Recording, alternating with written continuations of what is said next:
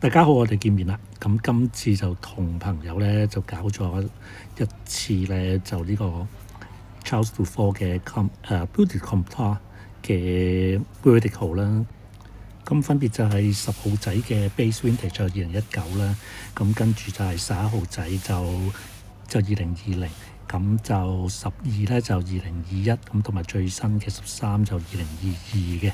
咁佢主要個提子嘅 blending 都係翻Chardonnay 啊、Pinot Noir 同埋一較為少人用嘅 Pinot Blanc。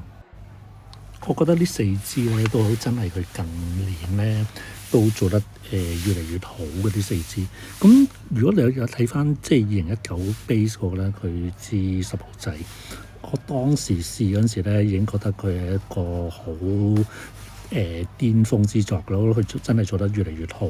咁點知跟住出咗支11號，支11號我哋真係覺得咧，支11號咧佢比起支10號咧佢做得更加之好。喺翻今日嗰個 vertical tasting 裏邊咧，咁因為10號咧同11號咧，佢同埋12號咧，佢有個好大嘅分別嘅。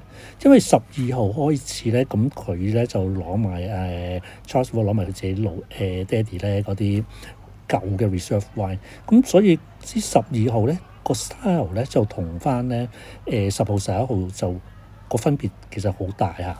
咁如果你睇翻即係10號11號啊咁樣，佢就係相對咧佢會清新好多。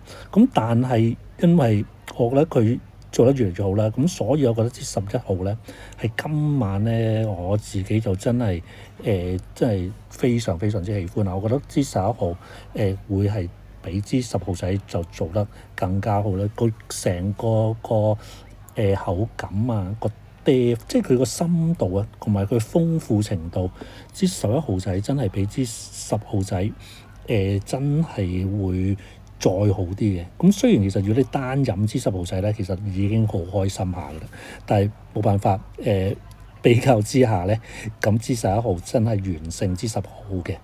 咁又再講翻支12號啦。咁12號咧，咁其實即係如果睇翻咧2024咧，咁佢絕對係我其中一支我最喜歡嘅香檳啦。咁今日呢支就仲 Magnum 添。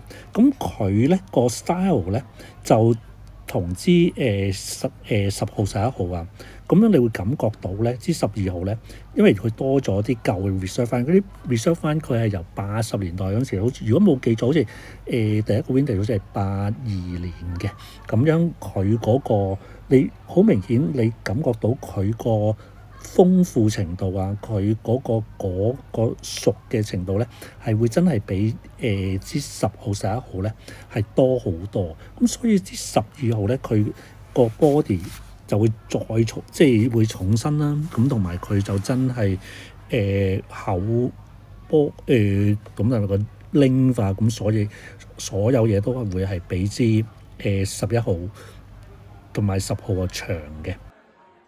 咁至於支13號咧，咁樣就冇辦法，因為其實13號咧就真係啱啱出咗冇耐咧。咁樣其實佢即個所有個 integration 啊，咁樣我覺得都仲係爭啲嘅。咁絕對係今晚嚟到講咧，佢冇可能同翻咧另外嗰3支去相比。咁但係你又會飲到，其實佢有個深度喺度啦。咁佢所有嘢其實而家都仲係好 close 啊，即係攬埋一嚿咁樣，就唔係太過開放嘅。咁我會覺得咧，佢嚟緊可能過多1-2年咧，咁樣佢就會更加會啱去飲用。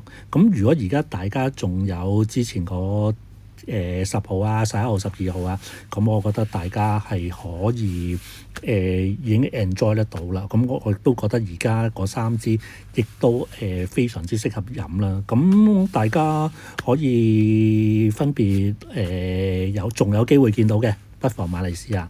因為3支我覺得都係有啲係唔同嘅 style 啦。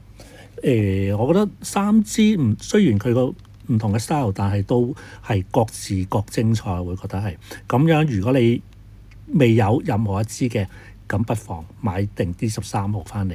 咁13號咧，咁樣就係你擺翻去1-2年啦，咁樣絕對會係另外一個高峰嚟嘅。